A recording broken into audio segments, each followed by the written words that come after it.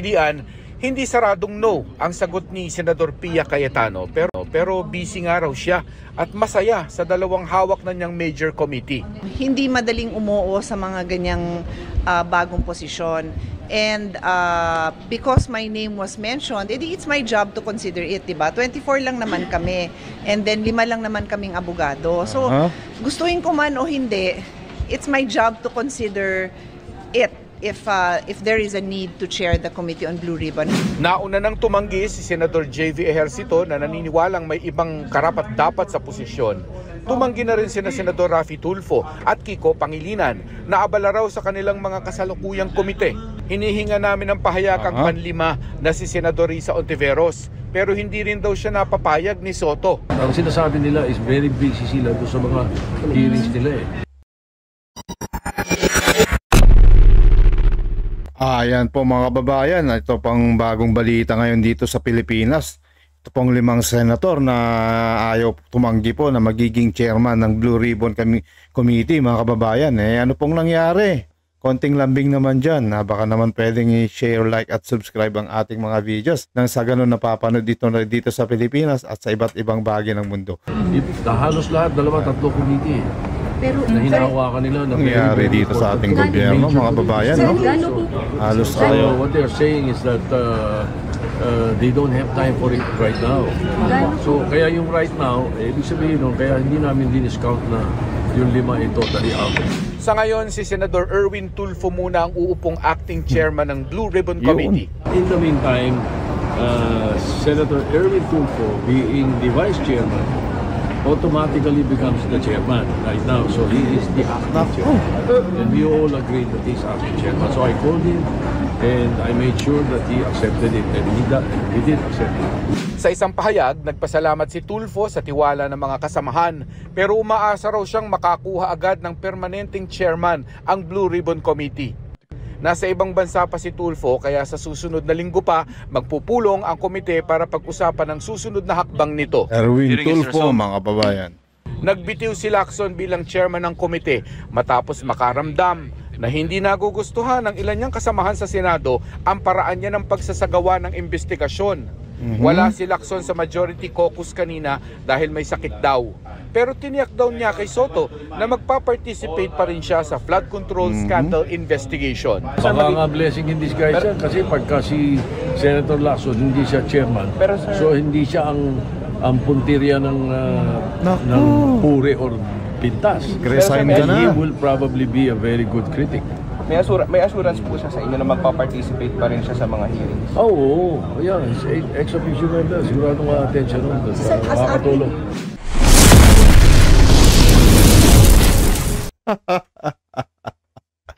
Oh, ayan, Senator Tuta Soto, maawa ka naman. Mag-resign ka naman na. Ayan na po yung mga kapwa mong senator na nagkakarambola na ayaw maging chairman ng Blue Ribbon Committee at nagsibitawan na. Tingnan mo ka na lang si Ping Lacson, isang napakagaling na investigador yan. Kasi naman po, Senator Tuta Soto, itong gobyerno natin ngayon ay naglolokohan na lang at nagpa-plastic. Kaya nga ito ang gulo-gulo ng gobyerno ngayon, ang gulo-gulo talaga. Kaya ayaw nila maging wala silang alam nila nga may kinikilingan kayo. Kaya sila, anong magagawa nila? So ibig sabihin kung kahit na maging matapat sila nandyan yung mga yung mga halos nandyan lahat yung mga marami pa rin mangungutya sa kanila kung hindi nila kaya. Dapat talaga dyan may talagang dalawang solid. Isa na dyan, dapat yung Senate President ay solid. Para talagang ipakulong yung mga mandarambong na yan, ng mga kawatan na yan. Wala ring silbi kung kahit sinong pumalit yan kay Senator Ping Lacson na magaling na investigador nga. Kahit anong sabi ninyo, magaling sila, magaling. Wala rin talagang mangyayari kung bias din ang pagpapatakbo. Para maganda ang labanan dyan, bumaba ka na sa pwesto mo. Ito mga kababayan, panoorin po natin yung mga ibang panayam ng mga senator.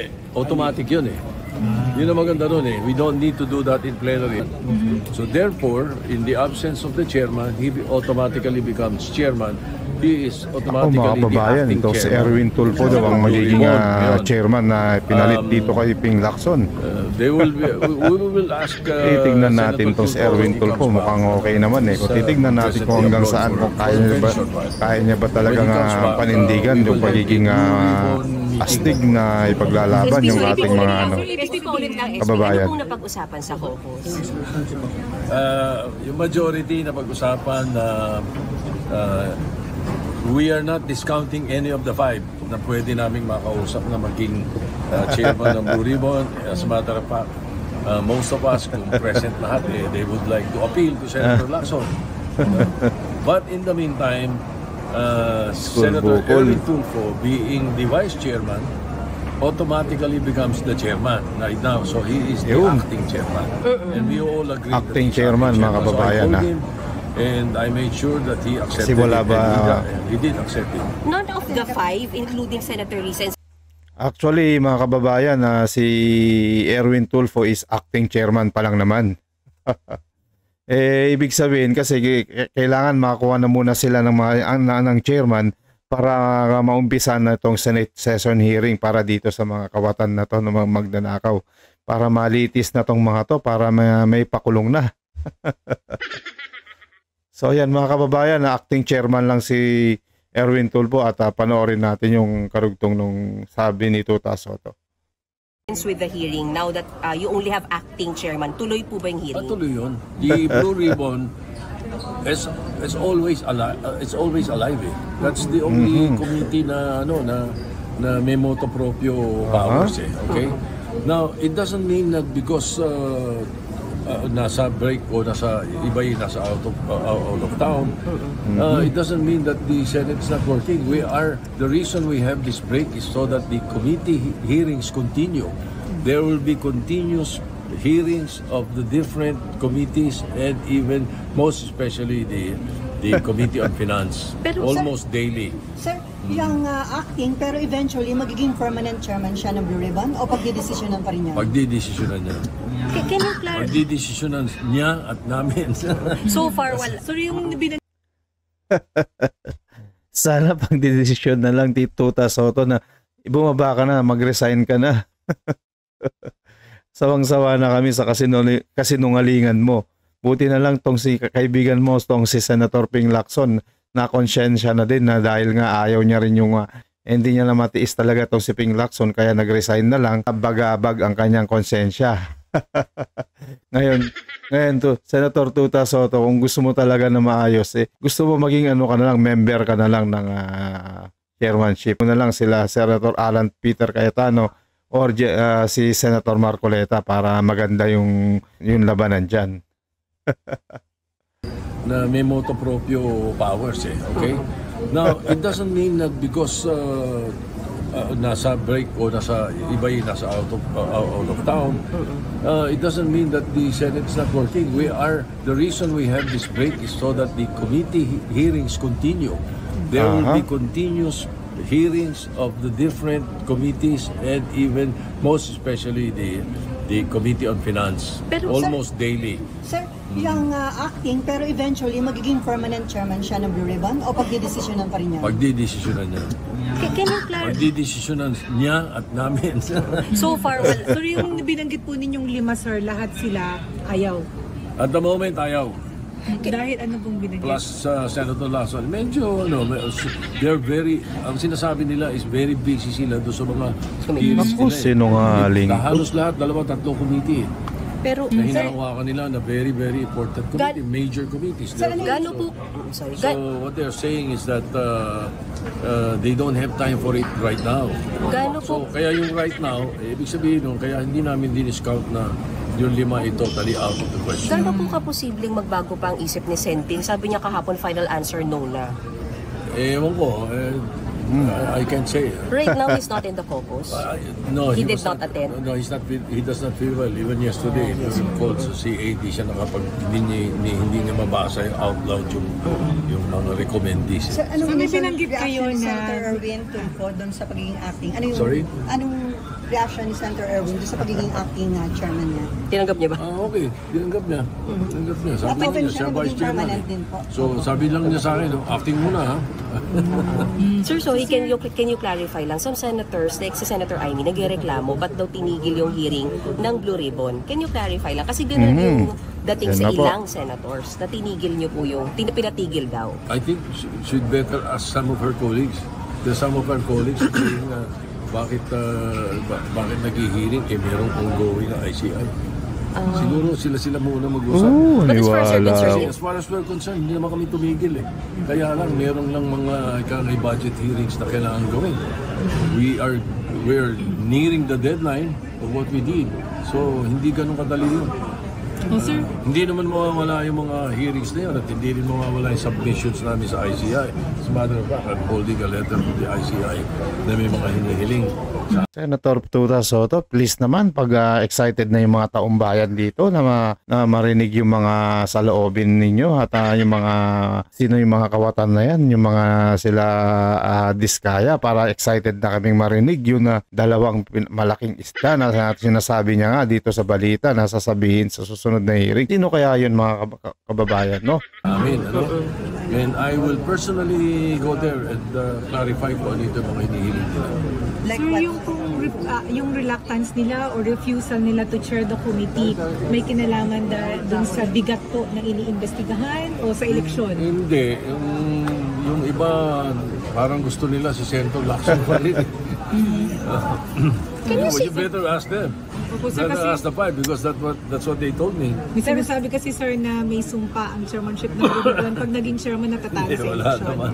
Wala naman. Hindi naman lahat yung mag-election. but can you see, sorry Atos, can you Alam nyo kasi mga kababayan, itong chairmanship sa Blue Ribbon is dapat talaga magaling kang investigator. Itong si Senator Ping Lacson, qualified naman siya dahil dating police general naman siya dati at kaya nga siya kinuha na maging chairman. Itong si School Bukol Tuta Soto. Itong si Tuta Soto, mga kababayan, hindi to pwede maging chairman. Kasi nga, hindi naman to lawyer, hindi naman to investigator. Isa lang tong comedian sa Itbulaga. so, kaya nga po, bilang maging chairman dyan is magaling. Katulad nila yan, si Senator Marcoleta, Alan Peter Cayetano, si Senator Bato. Yan, pwede po yan dahil general din yan, magaling yung mag-investigator.